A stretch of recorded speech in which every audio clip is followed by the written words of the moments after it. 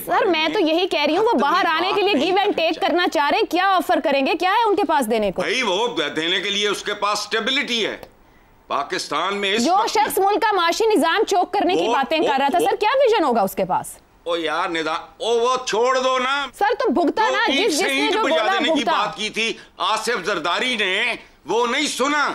पाकिस्तान में देखो, बात सुनो, हमारे सियासतदान इसी तरह के हैं, ये स्टेट ऐसी ही है, anybody can get away with anything, वो नॉर्मल है। ठीक है, कल कोई कॉम्प्रोमाइज हो जाए। हाँ तो यही तो बात मैं कह रही हूँ, जापान जिसको बर्बाद करके रख दिया था एटम बॉम्ब्स ने, वो आज सीधा पुत्र है अमेरिका का। हम सियासत तो खत्म होने की बात भी नहीं कर रहे ना, हम तो कॉम्प्रोमाइज की बात कर रहे हैं कि वहाँ चलें। ठीक है इफ्तिखार साहब, एक तरफ इमरान खान साहब के बयानात हैं, दूसरी तरफ हलीमा बीबी के दावे हैं या आज के मुतालिबात सामने रख लिए जाएं। आपके ख्याल में वो एक दूसरे की नफी करते हैं दोनों की गुफ्तगू या नहीं? अगर नफी है तो क्या वो सियासी सरेंडर के लिए तैयार है? यहाँ पे मेरे दोस्त ने कहा कि यहाँ पे ईंट से ईंट बजा देने वाले भी वापस सियासत में आ गए। उन्होंने एक दफा ही कहा ना, ये तो नहीं कहा कि उसको तसलसल से कहते रहे, हर वक्त कहते रहे, हर वक्त ये कहते रहे कि मुझसे ज्यादती अगर हुई तो मैं ये करूँगा, ऐसा तो नहीं होता। बाज़ औक़ात एक स्टेटमेंट को हम पूरे के पूरे उसकी सारी की सारी सियासत के ऊपर ठोस देते हैं, जिस तरह इधर तुम और इधर हम का फिक्रा जो है वो जुल्फ़िकार अली भुट्टो की, सर वो गलत कोट हुआ है, उसकी तो बाद में वो भी हो गई जी। जुल्फ़िकार अली भुट्टो की सारी सियासत के ऊपर छा गया। इस शख्स ने तो क्या नहीं कहा। IMF को किसने कहा खत लिखो, किसने कहा अपना जाके मुजाहरा करो IMF के दफ्तर के बाहर, किसने अपने दो सूबाई वज़ीरा को कहा कि खत लिखो तुम भी IMF को कि तुम्हारे सूबे IMF के मुआहदे को नहीं मानेंगे, किसने कहा कि मैं गिरफ्तार हुआ, अगर मैं दोबारा गिरफ्तार हुआ तो फिर ऐसा ही होगा जो हुआ है, किसको 3 दफ़ा कहा गया अदालतों ने, वो अदालतें जो उसके साथ थी उसके लिए हमदर्दी रखती थी, उन्होंने कहा कि आप अपने रवैये पे ज़रा माजरत कर लें। उसने कहा सवाल ही नहीं पैदा होता, मैं कहा कि माजरत करूं। तो सवाल है कि ये एक ईंट से ईंट बजाने वाली बात नहीं है। एक दफ़ा नहीं कहा कि वोट को इज्जत दो, वोट को इज्जत दो एक स्लोगन है, it is not a negative slogan, but ईंट से ईंट बजाने वाला भी नेगेटिव उस लिहाज से नहीं था। उन्होंने कहा था it was political versus non political forces की बात की गई थी। अब सवाल ये है, इतना कुछ करने के बावजूद 2 असेंबलियाँ तोड़वा दी बैठे बैठे, कितनी तकारीर की अपना जब असेंबली से फारिग हुए, और किसको क्या नहीं कहा, कैसे कैसे नाम दिए, ये हद होती है चीज़ों की। तो अपने आप को अक्ले कुल समझ लेना। आवाम उसके साथ थे और सपोर्टर्स होते हैं, लेकिन सवाल ये नहीं हो पता कि सपोर्टर्स की बुनियाद पर आप फौजी छावनियों पर हमला कर दें।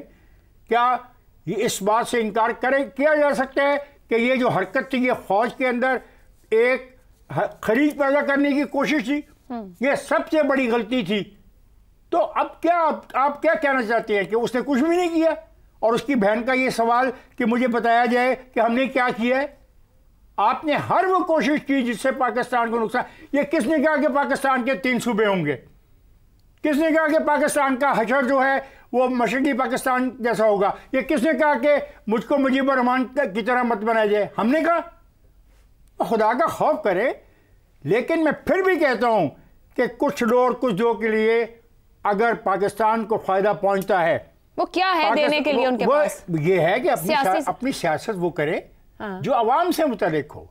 धमकी की सियासत मत करें, ब्लैकमेलिंग की सियासत मत करें, अपनी ताकत के इजहार को धरने में मत कन्वर्ट करें, उसको पाकिस्तान की बेहतरी के लिए इस्तेमाल करें। लोगों को जो इश्यूज हैं उनका हल दे, रोटी के लिए बात करें, तालीम की बेहतरी के लिए बात करें, लोगों को इंसाफ के लिए बेहतरी की बात करें, उसके लिए कोई फलसफा दे, उसके लिए कोई प्रोग्राम दे, उस प्रोग्राम को प्रीच करे, बिल्कुल ठीक है। लेकिन ये नहीं है कि ये सवाल में हैरान रह गया कि हलीमा खान साहबा का सवाल बहुत ही भोलपन का सवाल लगता है, बड़ा ऐसा सवाल लगता है जैसे शायद उनको पता ही नहीं कि क्या हुआ। दुरुस्त हो गया, दुरुस्त हो गया। शहजाद साहब, एक तरफ इमरान खान के बयानात हैं, दूसरी तरफ हलीमा खान के दावे हैं, एक दूसरे की नफी है, कॉन्ट्रडिक्शन मौजूद है। आपके ख्याल में अगर वाकई कॉन्ट्रडिक्शन है तो असल बयानिया क्या है? क्या वो वाकई नहीं जानती कि उनके भाई क्या कहते और करते रहे हैं? आयशा, असल बयानिया हसन निसार साहब ने जो कहा और फिर उसके बाद इफ्तिखार साहब ने जो जवाब दिया, ये दोनों ये बयानिया है असल बयानिया। और ये इतने अफसोस का मकाम है कि दोनों की बातें बड़ी हद तक और बहुत हद तक दुरुस्त। ये बदकिस्मती है हमारे मुल्क की। अब इससे चंद लोगों को सबक सीखना है। पहली बात, क्या एस्टैब्लिशमेंट अपना सबक सीखेगी और इस हाइब्रिड निज़ाम से निज़ाम बेहतरी की तरफ, आगे की तरफ जाने की परमिशन देगी और ये ऐसे हालात को होने देगी या बनने देगी कि इससे हालात बेहतरी की तरफ जाए? मेरा ख्याल है ज़रूर देने चाहिए, क्योंकि हमने जो धक्का खाया है अभी इस जंग के अंदर, और हमने देखा है कि कितना ज़रूरी था कि हम सारी कौम को इकट्ठा होना चाहिए इंडिया के साथ। जब हमारा जंग, हमें छोटा सा ये मार्का हुआ, तो उसके बाद हमें पता लग जाना चाहिए इस दफा वी वर लकी, हम खुशकिस्मत थे।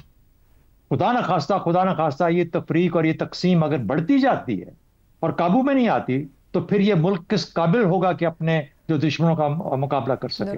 तो मुझे तो यूं लगता है कि सबक सीखने के लिए सबके पास बहुत ज्यादा है। बयानिए वो नहीं है जो कि इमरान खान, हलीमा खान या उनके मुखालिफ बता रहे हैं, बयानिए वो हैं जो कि इन दोनों ने जो इस तरीके से बयान किया। ये पाकिस्तान की असल हकीकत और पाकिस्तान का, जिसपे पाकिस्तान कहते हैं नज़ा का एक सिचुएशन है, अगर हम इसको दुरुस्त नहीं करेंगे तो। आज तो हालात अच्छे लगते हैं, लेकिन हो सकता है कि आइंदा जाके हालात इतने अच्छे ना रहे। देखिए, बुनियादी तौर पे क्या है, इमरान खान का सवाल आपका ये था कि कुछ लोग कुछ तो क्या हो सकता है।